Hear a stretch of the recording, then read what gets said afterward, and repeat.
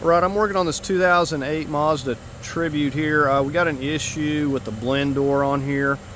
It's not switching from vent to defrost or to the floor. So we come in here and we turn this on. I've got it coming out the vents and I can hit the floor, get nothing. Now another thing you'll hear is this popping sound when you go to trying to switch this. It's going to just continue to blow out the vent here, but it's going to make a little bit of a popping sound. So all we have is the vents. We can't use the defroster. So this is the part that we're going to be replacing, and hopefully we're going to fix this issue here today. So we are going to be going right up in here by where the gas pedal is, and we're going to look right up here, and then we can see this blend door actuator. Okay, so now we're going to reach up here. You see that red clip, and we're going to start pushing that down. We'll give this a push.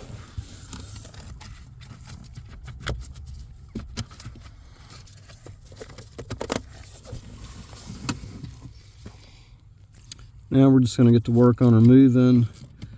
We got two 8mm.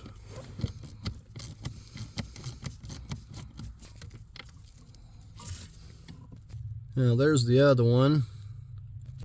So I'm just having to reach up here and feel for it, like my left hand, using a little micro ratchet.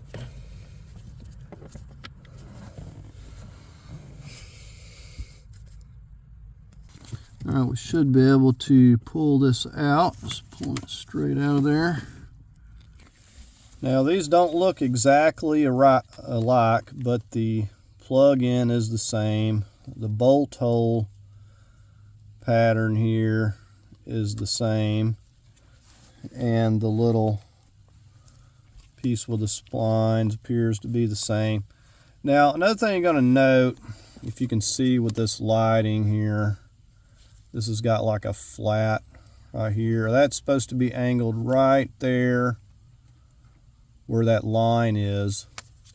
Now this one is not. It's like over here because it's locked in that position.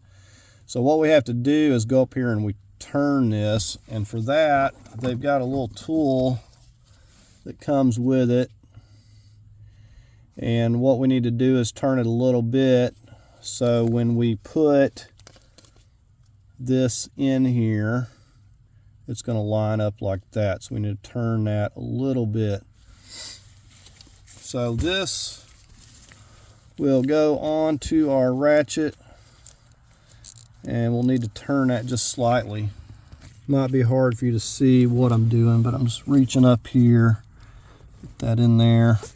Now you don't even need the ratchet. Like, I've just kind of got it put in there, and you can see we can turn this with our hand here. So it's pretty simple, really. Like I said, if you can see the flat on this,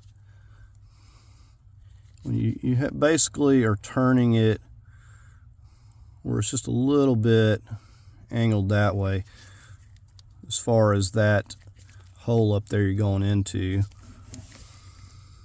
But you just kind of move it a little bit and then get back here and look at it.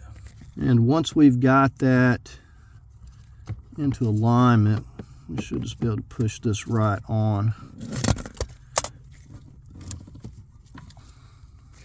So you can see it has like a nub right there that it pops onto as well. And then we can just get our screw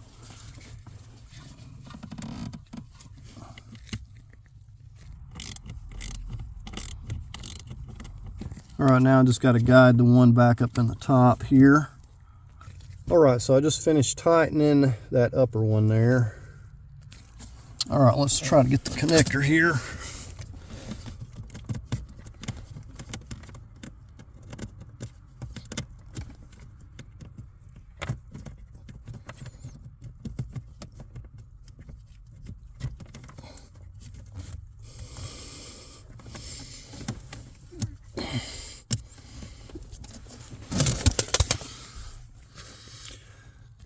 All right, so there we have it. Let's try this thing out and see if it's moving.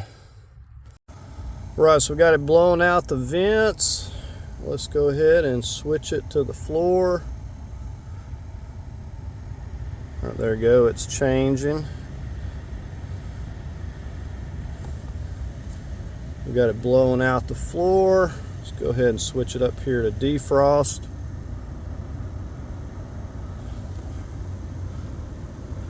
Right now we got it blowing out the defrost there, and we could watch it down there and see it turning too, but it is working again, so that's great.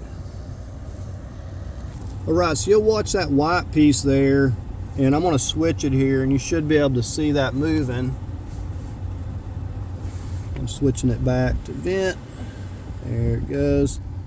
So it's pretty easy to diagnose this. If you aren't getting it coming out of the defroster or vice versa, then you can look under here and see if this thing is moving.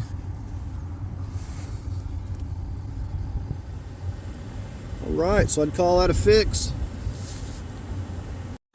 All right, so pretty easy fix. If you're having trouble and yours is not switching to the defrost or to the vent or to the floor, then this is the part you need right here. I'll leave a link in the description. So I hope you found the video helpful. Please like, share, and subscribe, and thank you for watching.